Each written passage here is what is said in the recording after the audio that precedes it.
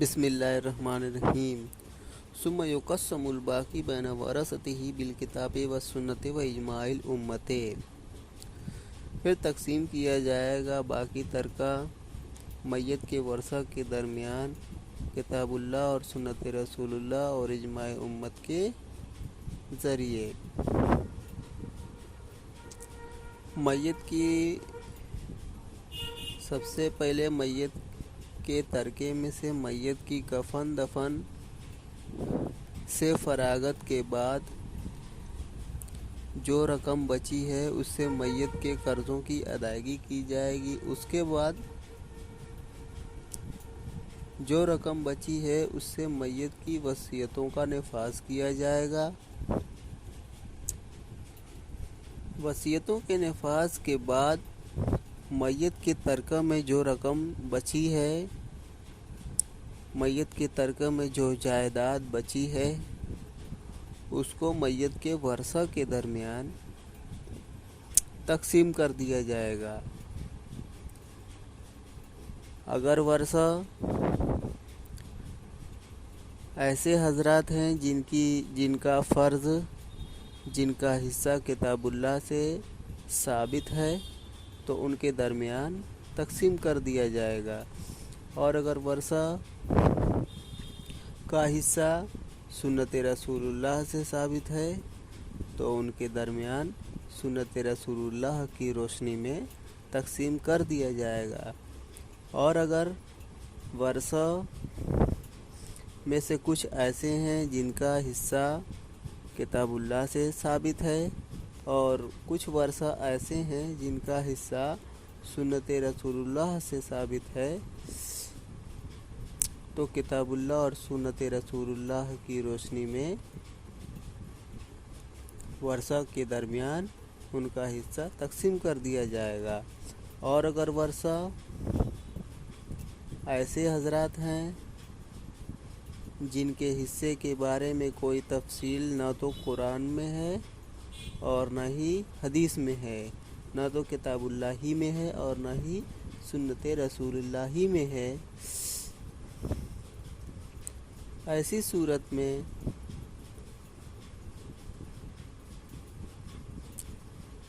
مجتہد کے درمیان اختلاف ہو جاتا ہے۔ کچھ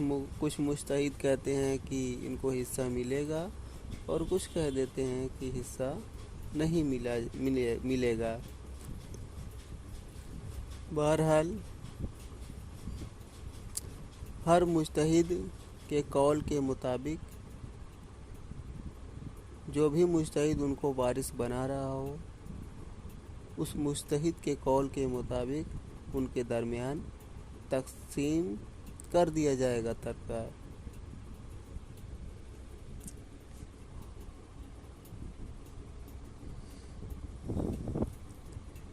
ثم یقسم الباقی بین ورثته، پھر باقی ترکہ تقسیم کیا جائے گا ورثہ کے درمیان، ان ورثہ کے درمیان جن کی وراثت کتاب اللہ سے ثابت ہے، یعنی آیت قرآنیہ میں جن حضرات کا نام ذکر ہے ان حضرات کے درمیان ترکہ تقسیم کیا جائے گا۔ وہ سنت اور سنت یعنی حدیث کی روشنی میں تقسیم کیا جائے گا۔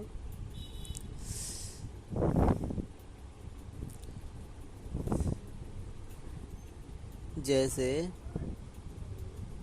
پہلے یہ دیکھیے، بین ورثتہ، اس کے ورثہ کے درمیان یعنی کفن دفن اور قرض اور وصیتوں میں مال خرچ کرنے کے بعد جو مال بچا ہے ترکے کا، اس مال کو، اس جائیداد کو، اس رقم کو ورثہ کے درمیان تقسیم کیا جائے گا، ان ورثہ کے درمیان تقسیم کیا جائے گا جن کی وراثت کتاب اللہ سے ثابت ہے، یعنی آیت قرآنیہ میں جن حضرات کا ذکر ہے، جیسے باپ ہے، بیٹا ہے، بہن ہے، شوہر ہے، بیوی ہے وغیرہ، ماں ہے وغیرہ، ان کے درمیان ترکہ تقسیم کر دیا جائے گا۔ اسی طرح سنت رسول اللہ کی روشنی میں بھی ترکہ تقسیم کیا جائے گا۔ سنت میں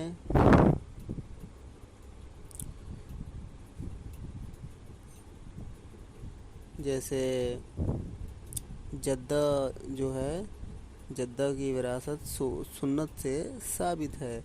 ابو سعید خدری رضی اللہ تعالی عنہ اور مغیرہ ابن شعبہ اور قبیصہ ابن ذؤیب رضی اللہ عنہم روایت کرتے ہیں کہ رسول اللہ صلی اللہ علیہ وسلم نے جدہ کو 6واں حصہ دیا ہے۔ اور اجماع امت سے وراثت دادا کی اور پوتے کی اور پوتی کی وراثت اجماع امت سے ثابت ہے۔ ان کے درمیان وراثت کو تقسیم کر دیا جائے گا۔ ورثہ چاہے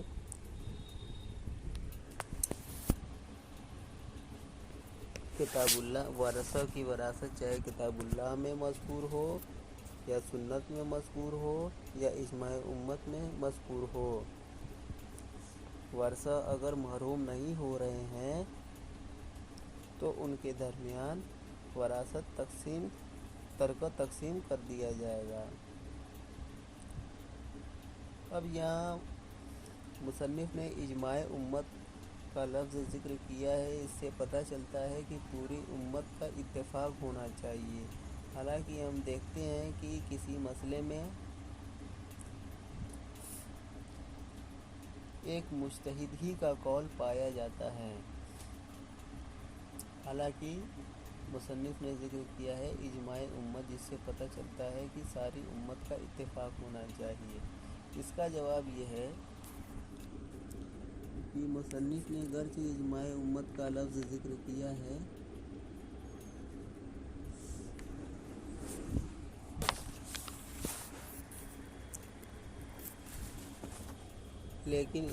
لیکن مراد یہ ہے کہ اگرچہ ایک ہی مجتہد نے کسی وارث کی وراثت کا ثبوت دیا ہے، تب بھی اس کو وراثت دی جائے گی، اس وارث کو وراثت دی جائے گی۔